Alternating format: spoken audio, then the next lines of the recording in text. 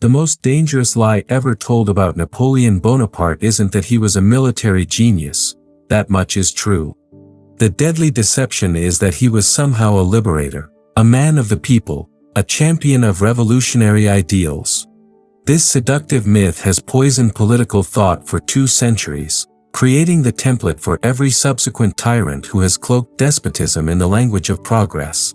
When we strip away the romantic mythology and examine the man himself, we discover something far more sinister. Napoleon didn't just conquer Europe through military brilliance, he pioneered the modern totalitarian state. He showed future dictators how to destroy traditional institutions, manipulate public opinion, and concentrate absolute power while maintaining the illusion of popular consent. The techniques he perfected, the cult of personality, the manufactured plebiscites, the systematic destruction of intermediate institutions between the individual and the state, became the playbook for Lenin, Hitler, and every strongman since. Understanding Napoleon's true legacy isn't merely an academic exercise, it's essential for recognizing how liberty dies in our own time.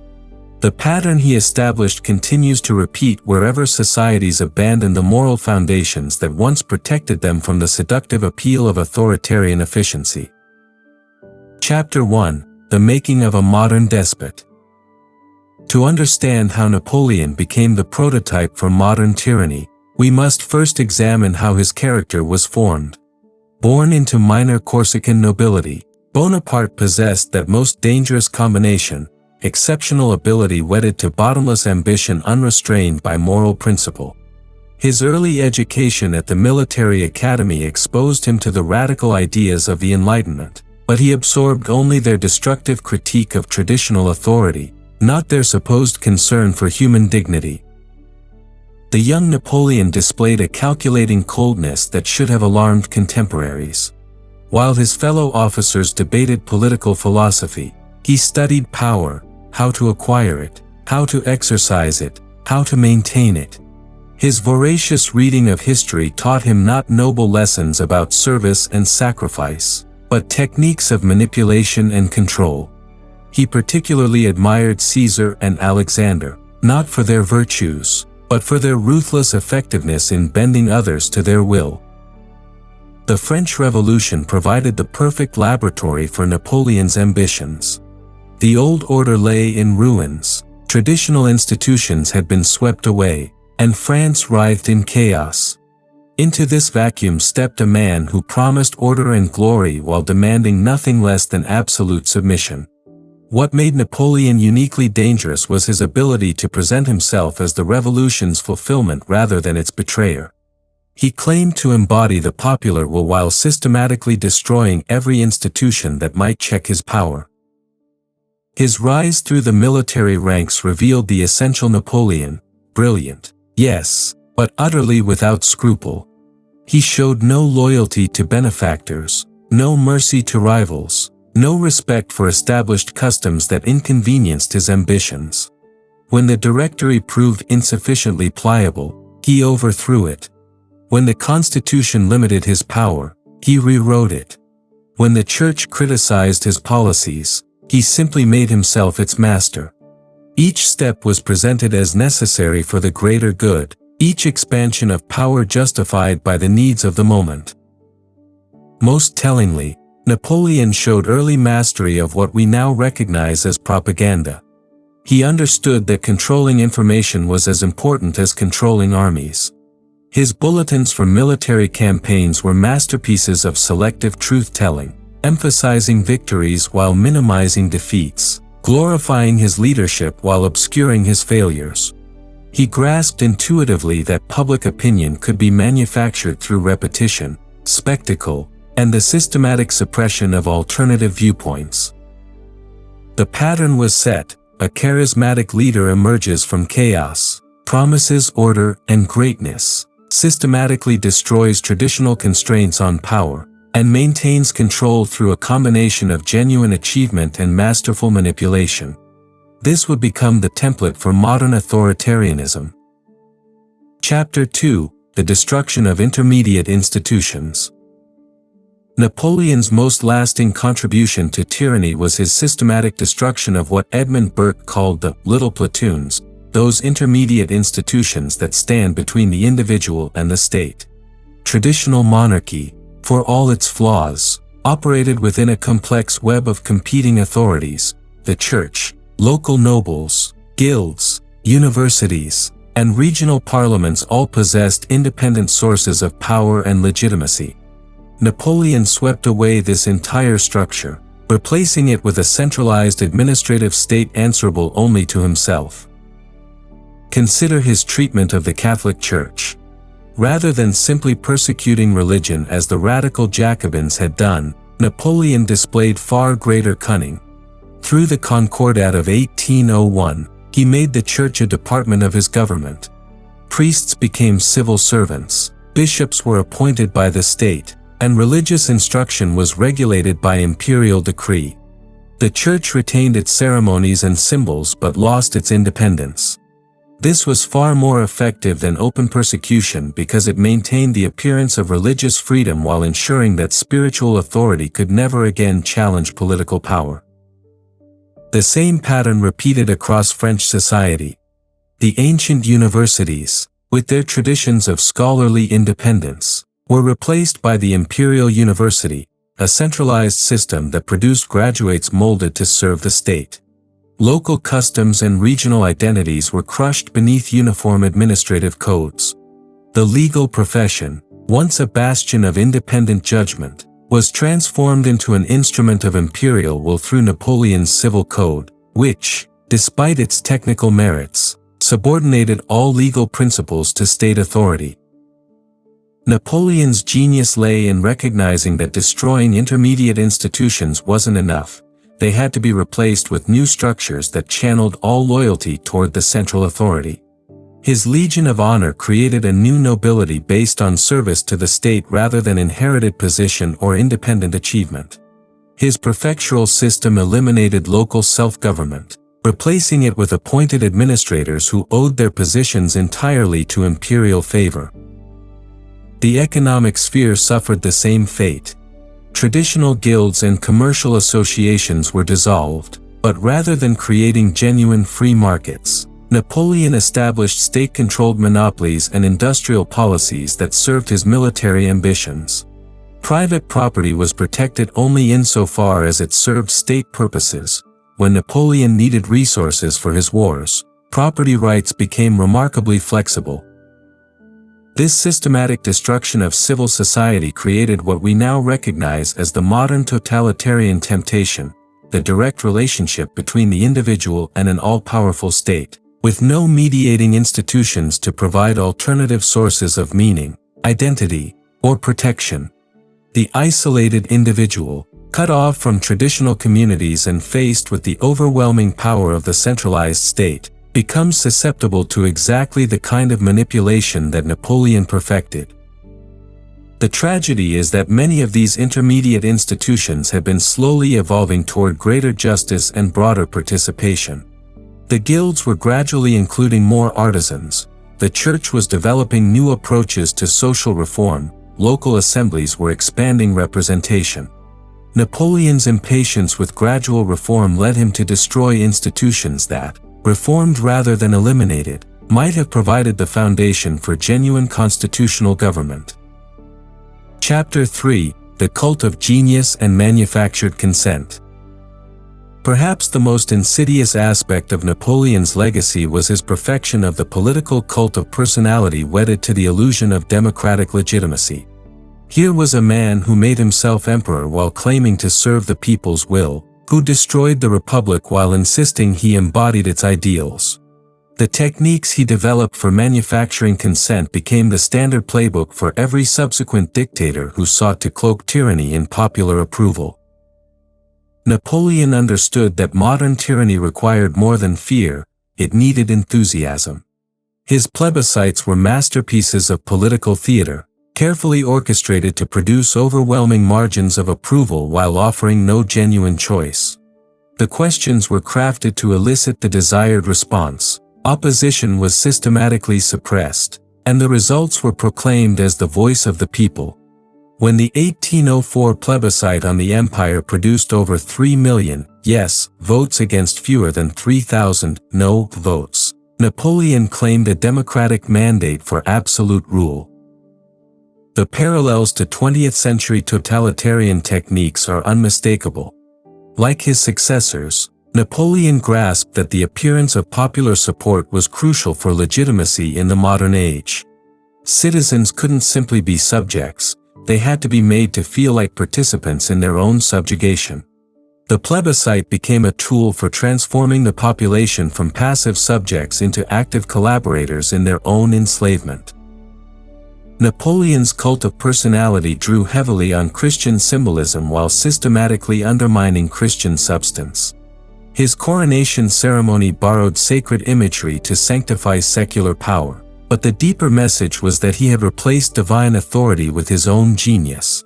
The empire's iconography presented Napoleon as simultaneously the people's champion and their superior, the culmination of human achievement and the embodiment of French destiny. This cult required constant feeding through spectacular achievements and carefully managed public ceremonies. Napoleon's military campaigns weren't just strategic necessities, they were theatrical productions designed to sustain the myth of his invincibility. Victory parades, public monuments, and imperial architecture all served to overwhelm the imagination and stifle critical reflection. Citizens were encouraged to bask in reflected glory rather than exercise independent judgment. The most dangerous aspect of this manufactured consent was how it corrupted the very concept of popular will. By claiming to embody the people's deepest aspirations while systematically eliminating their capacity for genuine political participation, Napoleon created a form of tyranny that was arguably more complete than traditional despotism. At least under the old monarchy, subjects knew they were subjects. Under Napoleon's system, citizens could be convinced they were free while being more thoroughly controlled than ever before. The intellectual corruption was equally profound. Napoleon surrounded himself with brilliant administrators and talented artists, creating the impression that genius naturally supported his rule. But this was genius divorced from moral purpose, technical excellence placed at the service of unlimited ambition. The result was a civilization that achieved remarkable feats of organization and artistic achievement while losing its soul. This pattern of manufactured consent combined with the cult of genius would be repeated by every major totalitarian movement of the subsequent 2 centuries. From Lenin's vanguard party claiming to represent the workers' true interests to Hitler's mass rallies demonstrating the Volk's unanimous support for the Führer, the template was essentially Napoleonic: destroy genuine political participation while creating elaborate theater to simulate popular approval. Chapter 4: The Intellectual's Betrayal of Liberty. The tragedy of Napoleon's rise wasn't merely that he conquered through force, but that he seduced some of the finest minds of his generation into rationalizing tyranny. Here we see a pattern that would repeat throughout the modern era: brilliant intellectuals abandoning their professed principles to serve charismatic power. The Napoleonic period offers a devastating case study in how intelligence divorced from moral foundation becomes a tool of oppression rather than liberation. Consider the philosopher George Wilhelm Friedrich Hegel, who famously saw Napoleon riding through Jena and declared him the world spirit on horseback. Here was one of history's most systematic thinkers convinced that a military dictator represented the culmination of human freedom. Hegel's elaborate philosophical system ultimately served to justify Napoleon's destruction of traditional institutions as necessary stages in the march toward absolute knowledge. The result was an intellectual framework that could rationalize any amount of present suffering in the name of future perfection. Even more troubling was the behavior of Napoleon's administrative class, the brilliant technocrats who made his system function with unprecedented efficiency. These were educated men who had presumably studied the classical texts on liberty and virtue, yet they placed their considerable talents at the service of unlimited power. They convinced themselves that enlightened despotism was superior to the messy compromises of constitutional government. Their technical competence masked the moral vacuum at the heart of the imperial system. The pattern became clear: intellectuals who began by criticizing the arbitrary aspects of traditional authority ended by creating something far more dangerous: systematic, rationalized tyranny. They replaced the old system's inconsistencies and inefficiencies with streamlined oppression. Where the old monarchy had been arbitrary and often incompetent, Napoleon's regime was arbitrary and brilliantly competent. This intellectual betrayal was particularly pronounced among those who had originally supported the revolution's ideals. Many convinced themselves that Napoleon was fulfilling the revolution's promise rather than destroying it. They pointed to the civil code's legal equality, the career opportunities open to talent, and the elimination of feudal privileges. What they failed to see, or chose not to see, was that Napoleon had preserved the revolution's egalitarian rhetoric while destroying its substance. Legal equality meant little when all citizens were equally powerless before the imperial will. The seduction was subtle but comprehensive. Napoleon flattered intellectuals by consulting them, honored them with positions in his administration, and created institutions like the Institute of France that gave them prestigious platforms.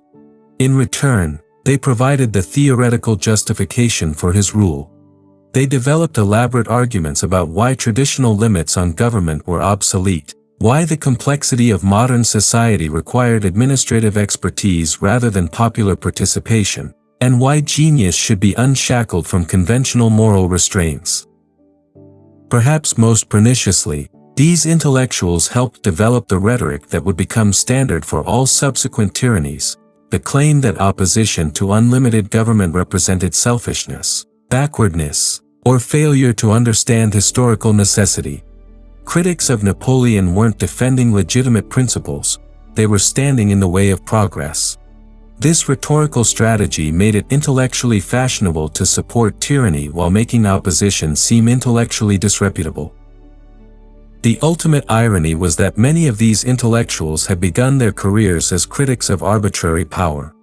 Their initial opposition to monarchy, aristocracy, and established religion was often motivated by genuine concern for human dignity and rational governance. But having destroyed traditional constraints on power without developing adequate replacements, they found themselves unable to resist the appeal of enlightened despotism. They had criticized the old system's irrationality but were helpless before the new system's rationalized oppression. Chapter 5: The Napoleonic Pattern in Modern History. The truly alarming aspect of Napoleon's legacy becomes apparent when we trace how his techniques were adapted and perfected by subsequent tyrants. The pattern he established, the charismatic leader emerging from chaos, the systematic destruction of intermediate institutions, the cult of personality wedded to manufactured consent, has been repeated with variations across 2 centuries of authoritarian rule. Understanding this pattern is crucial for recognizing how liberty dies in any era. Lenin's Bolshevik Revolution followed the Napoleonic template with remarkable fidelity. Like Napoleon, Lenin emerged from social chaos claiming to represent the people's will while systematically destroying every institution that might check his power. The Soviets, which had emerged as genuine expressions of popular participation, were transformed into instruments of party control. The Orthodox Church was either eliminated or subordinated to state purposes. Regional and ethnic identities were crushed beneath centralized administrative uniformity. And throughout, the rhetoric of people's liberation masked the reality of unprecedented tyranny. The parallels extend to techniques of political control. Lenin's show trials and staged confessions perfected Napoleon's use of juridical theater to demonstrate the state's righteousness and the opposition's corruption. The Communist Party's claim to represent the workers' historical interests echoed Napoleon's assertion that he embodied the nation's deepest aspirations. Even the cult of Lenin's genius, complete with public monuments and mandatory veneration, directly paralleled the Napoleonic model. Hitler's rise to power followed similar patterns, though with the added element of racial ideology. The destruction of Germany's federal structure, the subordination of the churches, the elimination of independent labor unions and political parties, all followed the Napoleonic precedent of crushing intermediate institutions. Hitler's plebiscites produced the same overwhelming margins of approval that had legitimized Napoleon's rule. The Führer principle explicitly echoed the Napoleonic cult of genius, while Nazi mass rallies perfected the theatrical techniques Napoleon had used to overwhelm individual judgment. Even in democratic societies, we can observe Napoleonic tendencies whenever political leaders attempt to bypass traditional constitutional constraints in the name of efficiency or crisis management. The appeal to executive power during emergencies, the rhetoric of standing above partisan politics to serve the national interest, the cultivation of direct relationships with the people that circumvent representative institutions, these are all variations on themes Napoleon pioneered. What makes this pattern particularly dangerous is how it exploits genuine problems with traditional institutions. Napoleon didn't rise to power in a functioning constitutional monarchy, he emerged from the chaos of revolutionary France. Similarly, Lenin exploited the failures of Tsarist autocracy and provisional government weakness, while Hitler capitalized on Weimar democracy's inability to address economic crisis. In each case, the Napoleonic solution appeared to offer strength, efficiency, and purpose in place of confusion and conflict. The seductive appeal lies in the promise of transcending the messy compromises and inefficiencies that characterize genuine constitutional government. Why tolerate the frustrations of democratic debate when genius could cut through complexity to achieve great things? Why accept the limitations imposed by checks and balances when urgent problems demand immediate solutions? The Napoleonic temptation is the perennial temptation to trade freedom for competent administration. Yet history demonstrates conclusively that such trades are never temporary. Once traditional constraints on power are eliminated, they prove extraordinarily difficult to restore. Napoleon's administrative reforms outlasted his military empire. Lenin's party structure survived long after the revolutionary crisis that supposedly justified it. Hitler's destruction of German federalism and civil society created vulnerabilities that persisted well beyond Nazi defeat. The lesson is clear: societies that allow intermediate institutions to be weakened in the name of efficiency or crisis management create the preconditions for Napoleonic tyranny. The pattern repeats because human nature remains constant: the desire for power, the appeal of simple solutions to complex problems, and the temptation to believe that genius can transcend moral limitations. Chapter 6: The Providence Behind Napoleon's Fall. There is a profound moral dimension to Napoleon's ultimate downfall that secular historians often overlook but which reveals the deeper patterns governing human affairs. For all his genius and seemingly unstoppable momentum, Napoleon's empire collapsed not merely due to military overreach or diplomatic miscalculation, but because he had violated fundamental principles that govern civilized existence. His fate illustrates a truth that recurs throughout history: systems built on pure power, however brilliantly conceived, ultimately destroy themselves. Napoleon's downfall began precisely when his hubris reached its zenith. The invasion of Russia in 1812 wasn't simply a strategic error, it represented the logical culmination of a worldview that recognized no limits save those imposed by immediate practical constraints. Having conquered most of Europe, having redrawn the map according to his will, having made himself the arbiter of nations, Napoleon could conceive of no authority higher than his own genius. The Russian campaign was his attempt to force the last major European power to acknowledge his supremacy. But Russia represented something Napoleon fundamentally misunderstood: a civilization rooted in spiritual foundations that transcended political arrangements. The Russian people's willingness to burn their own cities rather than submit to foreign domination revealed a source of strength that Napoleon's materialistic calculus couldn't comprehend. Their resistance drew on orthodox Christian traditions that valued spiritual freedom above physical comfort, eternal principles above temporal advantage. Against such convictions, even Napoleon's military genius proved insufficient. The moral dimension becomes even clearer when we examine how Napoleon's character flaws, initially sources of strength, became instruments of his destruction. His inability to tolerate independent authority, which had enabled him to centralize power, made it impossible for him to delegate effectively or accept counsel that contradicted his judgment. His manipulation of subordinates, which had helped him rise to power, created a court culture where truth-telling became dangerous and flattery flourished. Gradually, he became isolated from accurate information about his empire's real condition. Perhaps most telling was Napoleon's treatment of legitimate authority wherever he encountered it. His imprisonment of Pope Pius VII wasn't merely a political calculation, it represented a symbolic rejection of any power that might claim precedence over his own will. Similarly, his manipulation of the various German princes and his casual redrawing of ancient boundaries showed contempt for historical legitimacy itself. He seemed to believe that force could permanently substitute for consent, that administrative efficiency could replace moral foundation.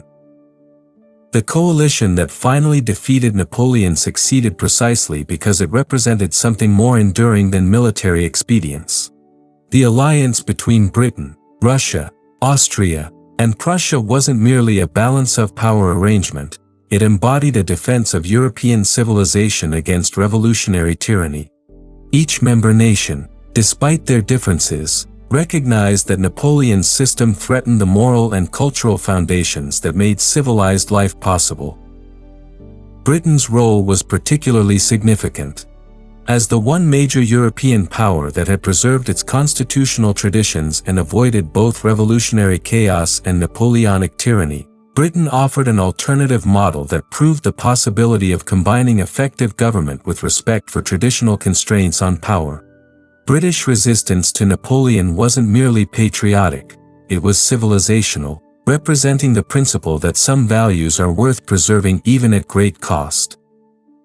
The irony of Napoleon's fall was that his very attempt to create a permanent empire ensured its temporary nature.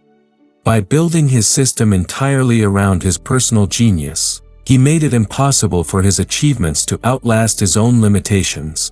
When age began to dull his military instincts and political judgment, there were no independent institutions capable of preserving his reforms or moderating his errors. The empire became a reflection of one man's declining abilities rather than a civilization capable of renewal. Even Napoleon's final exile to St. Helena revealed the moral pattern underlying his career.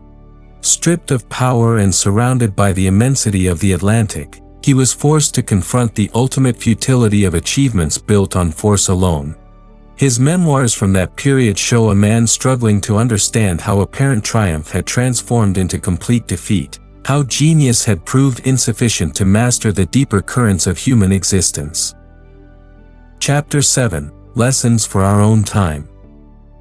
The urgency of understanding Napoleon's true legacy becomes apparent when we observe how Napoleonic patterns threaten constitutional government in our own era.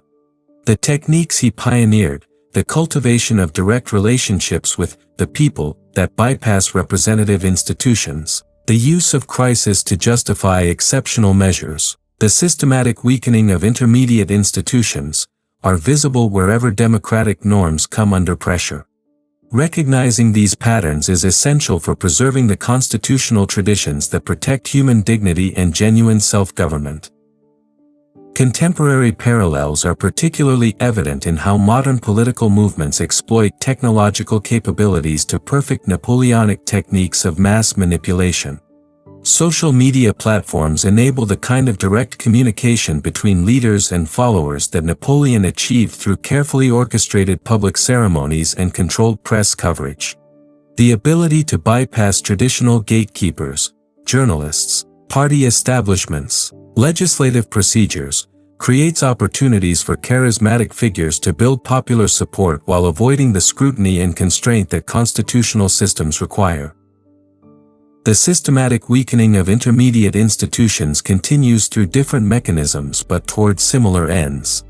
When federal authority expands at the expense of state and local government, when administrative agencies bypass legislative oversight, When traditional civic organizations decline in influence and membership, the result is the same isolation of individuals that Napoleon achieved through more direct means. Citizens lose the multiple sources of identity and protection that make genuine freedom possible. Perhaps most troubling is how contemporary political rhetoric echoes Napoleon's claim to transcend ordinary political limitations. The appeal to executive power during emergencies, the dismissal of constitutional constraints as obstacles to necessary reform, the cultivation of movements that claim to represent real, popular will against corrupt establishments, these themes would be entirely familiar to students of Napoleonic politics. The specific issues change, but the underlying logic remains constant. Genius should be unshackled from traditional restraints to achieve great things. The seductive appeal of this logic is particularly dangerous in times of genuine crisis or rapid social change. When traditional institutions seem inadequate to address pressing problems, when established procedures appear too slow or cumbersome, the Napoleonic alternative appears to offer strength, decisiveness, and results. The temptation is always to believe that exceptional circumstances justify exceptional measures, that temporary expedients won't become permanent arrangements. But history teaches that constitutional protections are most necessary precisely when they seem most inconvenient. The genius of the American founding generation lay in creating a system designed to function during crises without being fundamentally altered by them. The separation of powers, federalism, and protection of individual rights weren't obstacles to effective government but safeguards ensuring that temporary measures remained temporary and that power remained accountable to law rather than personality. The antidote to Napoleonic tyranny begins with strengthening the very intermediate institutions that such systems seek to destroy. Churches, schools, local governments, civic associations, and voluntary organizations provide the social foundation that makes constitutional government possible. When citizens have multiple sources of meaning and belonging, they're less susceptible to the totalitarian temptation of finding all purpose in political movements or charismatic leaders. Educational institutions bear particular responsibility for transmitting the historical wisdom necessary to recognize and resist Napoleonic patterns. Students must learn not just Napoleon's military genius or administrative achievements, but the moral costs of his system and the techniques he used to concentrate power. They need to understand how liberty dies, not usually through dramatic coups, but through the gradual erosion of constitutional norms and the systematic weakening of traditional constraints on power. Most importantly, we must recover confidence in the moral principles that ultimately defeated Napoleon and his successors. The belief that human dignity transcends political arrangements, that some principles are worth preserving even at significant cost, that truth matters more than expediency. These convictions provide the spiritual foundation necessary to resist the seductive appeal of efficient tyranny. The choice facing every generation is essentially the same one that confronted Europe during the Napoleonic era, whether to preserve the complex, sometimes inefficient, but ultimately humane traditions of constitutional government, or to trade freedom for the promise of competent administration under charismatic leadership. Napoleon's legacy reminds us that such trades, once made, prove extraordinarily difficult to reverse. Conclusion.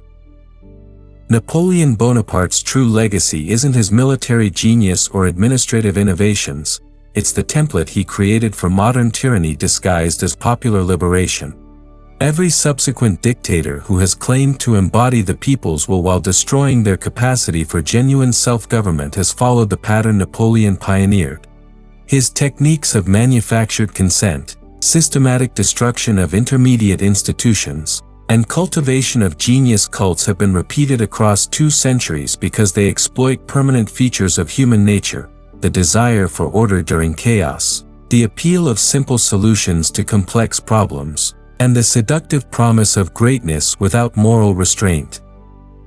The danger to our own constitutional traditions lies not in dramatic coups but in the gradual adoption of Napoleonic methods under the pressure of crisis or the promise of efficiency. when we allow intermediate institutions to weaken, when we accept the expansion of executive power beyond constitutional limits, when we confuse charismatic leadership with legitimate authority, we recreate the conditions that made Napoleon's rise possible. The antidote requires both intellectual understanding and moral commitment. We must teach each generation to recognize the patterns by which freedom dies, to value the messy compromises of constitutional government over the false clarity of authoritarian solutions, and to strengthen the civic institutions that provide alternatives to political salvation. Most importantly, we must recover confidence in the eternal principles that ultimately defeated Napoleon, the belief that human dignity transcends political arrangements and that some truths are worth preserving regardless of cost. History's pattern is clear. Societies that abandon these foundations, however compelling their immediate reasons, inevitably discover that they have traded their birthright for a mess of pottage. The choice remains ours, but only if we choose wisely while choice is still possible.